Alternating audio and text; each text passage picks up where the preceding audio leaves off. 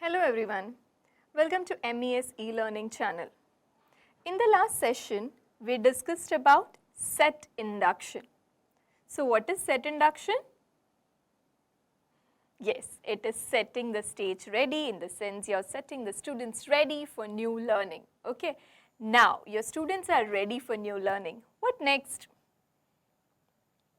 Now you have to take the journey ahead, right? In the sense, now you will be teaching the content to the students, right? So that is, now you are explaining the new knowledge, correct?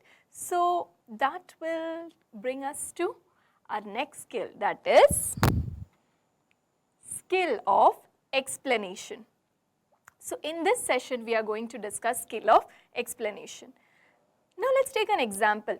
Okay, now suppose you want to go to a new place and you don't know the directions, right? You put your Google map on, and then while you travel, the directions are given clearly. What happens if it is not given clearly then? Will you be able to reach the destination properly? What if the driver gets confused with the way if the instructions are given then? It has to be given properly, right? Which helps us to reach, which helps the driver to reach the destination correctly. Same way, now the students are ready to learn. Now you are ready, set, go, the steering is in your hand, where you will drive and take them to the proper destination through the skill of explanation. Okay, so here as a teacher, you will use the skill to make the content easy for the students to understand and grasp the knowledge correctly. So, as you can see here, skill of explanation, it is a crucial part of good communication, allowing individuals to express knowledge to others in a clear and understandable manner, as we discussed now with the example of how guiding or instructions are given. Right? Same way, another example can be like if you have bought some machine at home and you know there are catalogs given with proper explanation of how to use it, then reading that you can use it, right? Because the instructions are clear for you to understand, right? So this helps us that this helps us to understand that it is very important to organize and put your content properly and explain the content properly so that the learner, the listener, the audience, the students, they understand it well. So it is not just imparting information. It is not just saying, just giving information. It also includes the capacity to explain ideas, give background information, and assist the listeners in understanding a certain topic. So, what are the components of effective explanation? Yes, it is beginning statements to create set. So, you finish with the set induction. Next, when you start, now only looking into the skill of explanation. So, the introductory statement that you will give, that is your beginning statement to create set, to evoke curiosity, to develop the interest to learn. And using explaining links or using of explaining links so that you are able to connect ideas properly, right, and present it. And when you present it, you need to have fluency in explanation, and now you have fluency, but what if there is no continuity then? Same way, no? So even suppose you're watching a movie and if there is no continuity in the scenes, you will get confused, right? Same way, even when you are explaining with fluency, you also need to have continuity and relevancy, okay? And then finally giving your concluding statement well, so that the students understand that the topic is summarized and then effectively concluded. So these are the components for or components of effective explanation. Now let's understand first one, that is beginning statements to create set. So it takes skill to create captivating opening lines that pave the way for clear communication. Right, as we saw even in set induction, It is, we say no, well begun is half done. Same way, so your opening statement should be impactful, should be powerful. It should help you to draw the attention from the students. So beginnings are like invitations, calling curious to set out on a path of comprehension. So it should evoke curiosity, or introductory statement that you are, or we, when we say opening statement, like for an example, when you watch cricket match, the opening batsman, they are very important. No? The opening should be good. In any game, we say that the opening should go well. So same way, even when you all teach in your classroom, the opening statement, the introductory statements that you use, so that is important because it will help you to grab the attention from the students and create curiosity in the minds of the students to learn. Next is using of explaining links. How well are you using explaining links? So how do they help us? Same way how we connect ideas, no? So there is something in between that will help you to connect, like a bridge. So it is taking you from one place to another. It is actually helping you in smooth transitions. So the links are very important. So they help establish logical connection between ideas, guide the reader or listener through the text, if you're saying it or even if they are reading it, and ensure that the information is presented in a clear and organized manner. Like for example, if in this statement only, what if I remove the and the connecting words, if I remove them, then it will be difficult for you to get the proper meaning, right? So explaining links, the words that helps us to connect ideas, they are very important. So these are the explaining links. So sequential links is when from one concept you're moving to another. So you will say, so when you move from one concept to other. So here you need to have a sequential link. So from concept A, now let's understand concept B. So it can be anything that you're teaching to them. So when you say now let's understand, so from one you're taking them to another. So here you need to have a sequential link. So when I say now let's move to, or now let's understand, you're creating a sequential link. Addition or additional links are like when I say moreover, in addition to, right? So all these words, furthermore. So when I have explained one concept and I'm adding to it. So when I'm saying furthermore, moreover to this, so these words come in addition links. Then we have causal links when I'm saying because of this, this happens, or this is the reason for this. So whenever I'm explaining any concept in any subject, these links are very important. So causal links bring you to the cause of that. Okay, and cause and effect is, it is like stating the cause and also giving the effect of that. Like because of deforestation, it leads to what? It leads to rise in temperature. So when you are giving them the cause and effect, the words that you use in between is very important. Okay, so they are called as cause and effect links. Okay, comparative links. When you say now let's compare our concept A to concept B, or let's compare this object A to object B, or let's compare the characteristics of these two objects, or in contrast to concept A, the concept B states this. So here what is happening? Here there is comparison, right? So in that, whenever you have any comparison that you all are explaining, use comparative links so that the student understand it well. Example links, now let's understand this through a real life example. So example links, time sequence when I say firstly, secondly, thirdly, meanwhile, all these words, they are time, they are giving a time sequence, right? So when we talk, we say, no, firstly, let's understand, so secondly, after this, or when you all use anything like that, it is time sequence. Then we have analogical links where there is again, when we are taking them from a familiar topic to an unfamiliar topic. Right, so there we can use analogical links. Definition links, so you have stated a concept and then you're saying, let's define this now. So there is a definition link created. So from a concept or an idea, you're bringing the students to definition now. Reinforcement links, so suppose you have already explained the concept before. So as discussed earlier, so or as stated before. So you're reinforcing it again. So this is also important so that the student stays in the, they have that in their mind. So you're reinforcing their understanding there. Understood?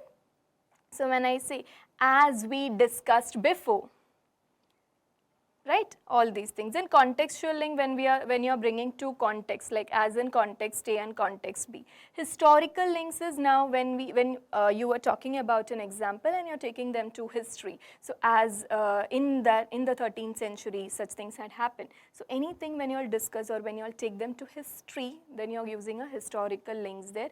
Clarification link is this, like to clarify this concept A, or let's use some examples to clarify the concept.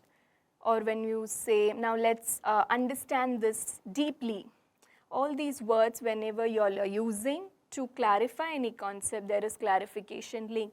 Condition link is when we say, if, unless concept A is clear, the concept B will not be understood properly. All these things, like whenever you're giving a condition, like if, unless, all these are conditional links. Finally, it is summarizing and conclusion. So let's summarize the concept, or in summary, and in conclusion, this is what it is talking about. In short, when you conclude or summarize, you use summary links or conclusion links. So you all understood there are so many explaining links that we can use during our presentation or when we are having our conversation during teaching. So these are all the link words. So I have explained to you the context, and these are some words that we can use as explaining links. So quickly you can have a glance of all these words and then think, which explaining link is this? So we have already seen the explaining links, right? So if it is clear, then it is easy to pick a word as per your choice, as per your need of the content or need of the hour, and then explain properly. So after your explaining links, first you started off with creating curiosity, then use of explaining links, then fluency in explanation, right? Your thoughts must be organized in your mind so that you know, after this, what am I going to talk about? What is my next topic? What are the next examples that I'm going to present? So you should have your thoughts clear in your mind. So organize your thoughts. Use clear language. So your language should be easy for the students to understand, and it should be clear. It should be having clarity, okay? And then maintain a conversational tone. So conversational tone in the sense, it should be like we're having a conversation. Now when I'm talking to you, it's like a conversation, right? So even when you teach in your class, it should not be just like one person is just standing and just talking. It should be like a conversation where you're engaging your listeners. Okay, so your conversational tone should be kept whenever you're explaining any concept. Avoid pause and fillers like, all these are what? When I'm using this, these are pauses or fillers when we use so now, and like, you know, when you stretch, all these are what? Conversational fillers. So avoid using that. Vary your pace, so stress where needed, pause where needed, modulate your voice accordingly. Okay, so vary your pace. Don't just go in one pace only. So vary your pace. Adapt to your students. Now that is very important. They are, now when you're teaching in your classroom, observe your students. Think in the sense, now see, you should reflect. Are they understanding my point? As a teacher, you can make this out through their expression, through their participation. So adapt. Now if you feel, okay, your students are not getting the point, go slow. Change your pattern, or make your explanation a little more easy for the students to understand. Okay, so adapt. You cannot say, I have set this pace, this is how I'm going to be. No. You have to adapt to the need of your students. So this is very important, okay? Then use visual aids. So visual aids will help your students to observe and understand it with more clarity. As we see now, you hear and it's there, but if you see, it remains forever. So whatever you see, you understand it in a better manner. So have good visual aids during your explanation. Encourage interaction. It should never be just teacher talk, a teacher standing there and talking. There should be a lot of interaction where you're asking questions, they are answering, they are giving their ideas, then you're helping them to bridge the knowledge from their previous knowledge to the new knowledge. So it should be a lot of interaction during your teaching. Mind non-verbal cues. I am just using everything, but I'm like this, okay. So now you have understood this. So now let's move to the next one then. What about my non-verbal cues?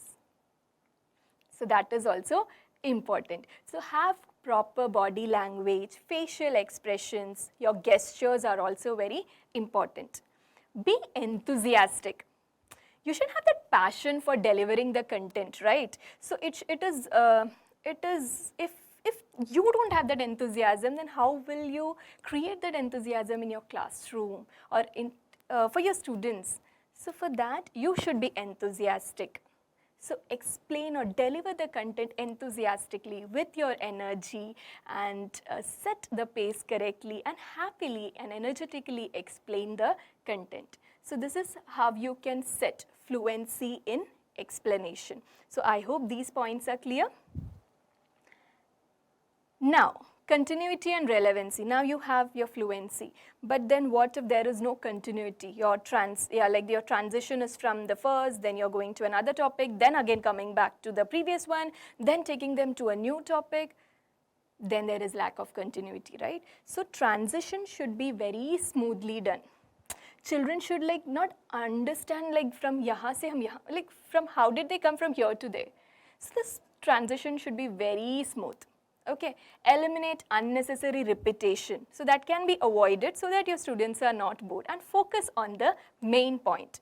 Point should be relevant to your teaching objectives. Now, before you start your teaching, you have some objectives in your mind. What do I want my students to understand? So you should stay with that. Okay, so it should not be like you're missing it somewhere in between. So you should always stay or stick to your objectives. Okay, so this continuity and relevancy. So continuity is when the transition is smooth, and relevancy is when you are sticking to your teaching objectives. Okay, so after this, now it's concluding statement. So concluding statement is when you summarize the key points, whatever you have taught them.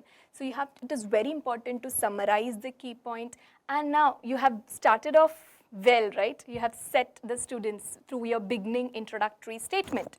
So now at the end, it is again important to take them back to your introduction, connect with it. Like, okay, so now we have understood what.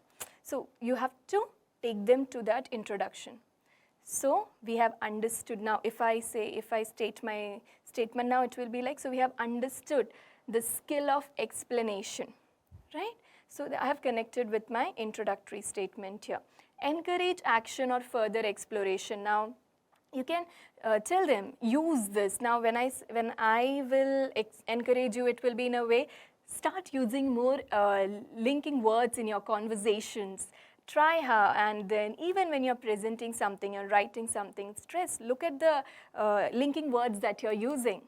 So what did I do? I encouraged you to take a action, right? Which will help you for further exploration. It will benefit you.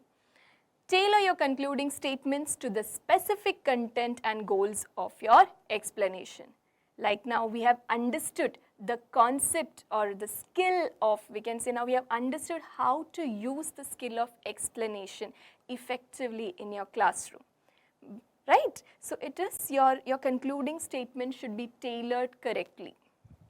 So this is how you will conclude the your explanation. Understood?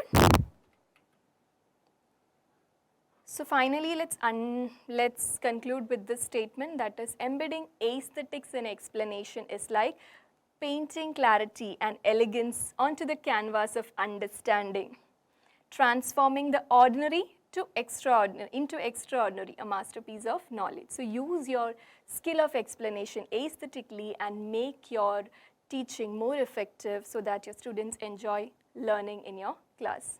So that's all for this session. Thank you for listening and have a good day.